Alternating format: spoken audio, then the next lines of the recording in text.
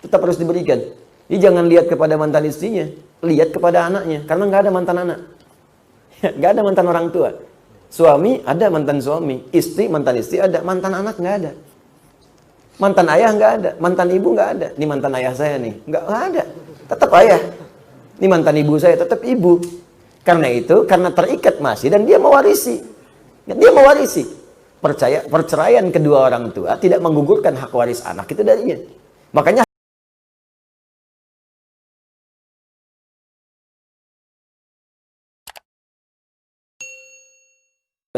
maksimalkan. Ustadz, saya sudah pisah dengan mantan suami 2 tahun. Ya namanya pisah pasti mantan. Ya, kalau nyambung manten. Saya membiayai sendiri anak-anak. Mantan suami tidak memberi, namun dia dari bank. Apa tetap harus kita tagih harfiah seorang ayah harus menafkahi, atau walau ayah tapi dari bank dan posisi pisah tetap haram? Begini Bu ya, itu kan saat pisah nanti hakim di pengadilan itu akan memutuskan ya siapa hak asuhnya. Ibu biasanya ke suami tetap diberikan hak untuk kewajiban untuk memberikan nafkah untuk anak. Kalau untuk istri kan sudah pisah, makanya ibu sebut mantan, kan? Nah, makanya dari sini suami ingat ketika kewajiban itu melekat walaupun sudah berpisah, karena itu bagian dari biologis dia. Ketika berumah tangga dan terlahir, kewajiban tetap harus diberikan, tetap harus diberikan. Jadi jangan lihat kepada mantan istrinya, lihat kepada anaknya, karena nggak ada mantan anak. Nggak ada mantan orang tua. Suami ada mantan suami, istri mantan istri ada, mantan anak nggak ada. Mantan ayah nggak ada, mantan ibu nggak ada. Ini mantan ayah saya nih, nggak ada. Tetap ayah. Ini mantan ibu saya, tetap ibu. Karena itu, karena terikat masih dan dia mewarisi. Dia mewarisi. Perceraian kedua orang tua tidak menggugurkan hak waris anak itu darinya. Makanya hak waris tetap melekat. Walaupun jadi mantan, ketika ayahnya meninggal, dia mendapatkan warisan. Istri tidak.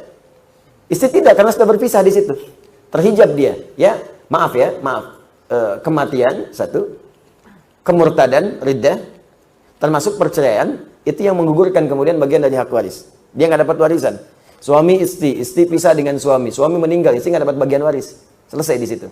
Ya, dan dibagi. Saat kemudian dia berpisah itu dibagi. Ada yang ditetapkan oleh agama. Kemudian murtad nggak dapat warisan. Ya, kemudian kematian ada 2 sebab. Memang wafat sebelum dibagi warisan, wafat. Ya, ingat bukan wafat duluan yang ahli waris. Kalau wafat duluan yang meninggal, kemudian ahli waris masih ada, setelah itu dia meninggal, tetap warisan diberikan kepada dia. Karena yang wafat duluan yang akan diwariskan warisannya. Yang kedua, sengaja membunuh orang untuk mendapatkan warisan, terhijab dia, nggak dapat warisan. Ya, nggak dapat warisan. Itu terjadi nanti di masa-masa, bahkan ada juga di Al-Baqarah itu. Ya, sebab dinamakan Al-Baqarah. Salah satunya begitu. Ada orang di keluarga yang sangat kaya tapi pelit. Saking pelitnya marah di bagian anggota keluarganya, maka malam-malam dibunuh dia. Ya, tujuannya apa? Tujuannya untuk mendapatkan warisan dari situ supaya hartanya bisa dikuasai. Dilemparlah kemudian jasadnya di jalanan, dilempar biasa, dia pergi. Dan orang nggak tahu siapa yang bunuh. Tuh, jadi peristiwa itu, kalau nggak disebutkan kapan kejadiannya, siapa tokohnya, ini menunjukkan akan terjadi lagi di kemudian hari. Saya tanya pada Anda, ada kasus pembunuhan yang sengaja buang mayat di tempat-tempat terbuka? Ada.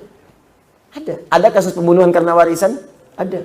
Ada kasus pembunuhan karena selingkuh? Ada. Makanya kasus-kasus itu diisyaratkan dalam Al-Quran di masa lalu supaya tidak terjadi di masa depan. Tapi kalau disebutkan tokohnya, kapan kejadiannya, ini menunjukkan kejadian itu hanya terjadi pada orang itu dan tidak akan terjadi lagi. Seperti Maryam, anaknya Imran. Disebutkan namanya plus bintinya sekalian. Wa Maryam ibnata Imran. Kejadiannya disebutkan, tak pernah disentuh laki-laki manapun, tapi bisa mengandung dan melahirkan. Ini artinya yang bisa mengandung dan melahirkan tanpa disentuh laki-laki manapun cuma Maryam. Dan tidak akan pernah ada Maryam lain. Ya, ingat, tidak akan pernah ada Maryam lain. Walaupun di masa sekarang ada namanya Maryam, bisa mengandung, melahirkan tanpa bapak, banyak yang gitu mah. Ya, tapi yang tak disentuh laki-laki manapun cuman Maryam binti Imran. Jelas ya? Baik. Ini yang seperti ini tetap ada kewajiban. Dan kewajiban itu tetap diberikan dengan cara yang halal. Jangan berikan yang haram. Karena itu pun anak akan tumbuh, mungkin melahirkan pahala bagi Anda.